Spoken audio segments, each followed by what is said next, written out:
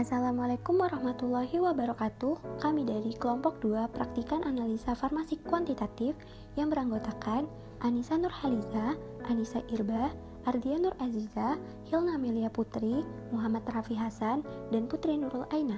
Pada video kali ini kami akan menjelaskan tentang kompleksometri. Selamat menyaksikan.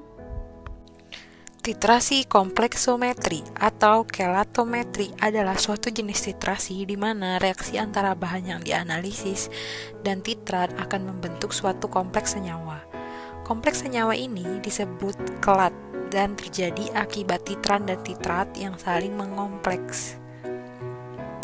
Kelat yang terbentuk melalui titrasi terdiri dari dua komponen yang membentuk ligan dan tergantung pada titran serta titrat yang hendak diamati.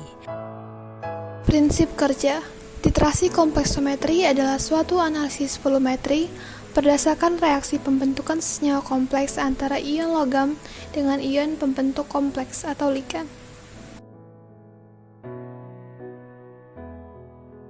Standar sekunder larutan dinatrium etilen diamin tetraasetat 0,05 m sebanyak 18,61 gram dinatrium etilen diamin tetraasetat dilarutkan dengan aquades secukupnya. Kemudian dicukupkan volume hingga 1000 ml, kosong hingga homogen.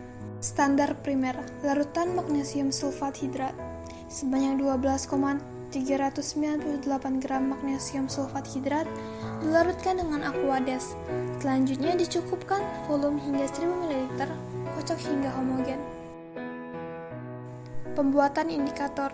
Yang pertama, areokrom black tea atau EBT. Campurkan EBT dengan natrium klorida kering dengan perbandingan 1:100. Yang kedua, mureksid. Campurkan mureksid dan natrium klorida kering dengan perbandingan 1:100. Pembuatan larutan dapar salmiak. Sebanyak 70 gram amonium klorida dilarutkan dalam 300 ml amonium hidroksida 25%. Kemudian diencerkan dengan aquades sampai 700 ml dan ukur pH dengan menambahkan amonium hidroksida 25% lagi sampai pH yang dikehendaki. Kemudian encerkan dengan aquades sampai 1 liter. Pembakuan dinatrium etilen diamin tetraasetat. 10 ml larutan magnesium sulfat hidrat, atur pH 9 hingga 10, ditambahkan dengan 2 ml larutan dapar salmiak. Kemudian tambahkan 50 mg indikator EBT. Titrasi dengan larutan dinatrium etilen diamin tetraasetat 0,05 m sampai terbentuk warna merah menjadi warna biru. Penetapan kadar kalsium laktat titrasi langsung. Larutan sampel kalsium laktat di pipet 10 ml. Diatur pH hingga lebih dari sama dengan 12. Tetapkan dengan penambahan natrium hidroksida 4N. Kemudian tambahkan 50 mg indikator mureksid. Titrasi dengan larutan dinatrium etilen diamin tetraasetat 0,05 m sehingga terjadi perubahan warna dari merah menjadi violet. Penetapan kadar merkuri klorida, titrasi kembali. Di pipet sampel 10 ml aquades ke dalam Erlenmeyer.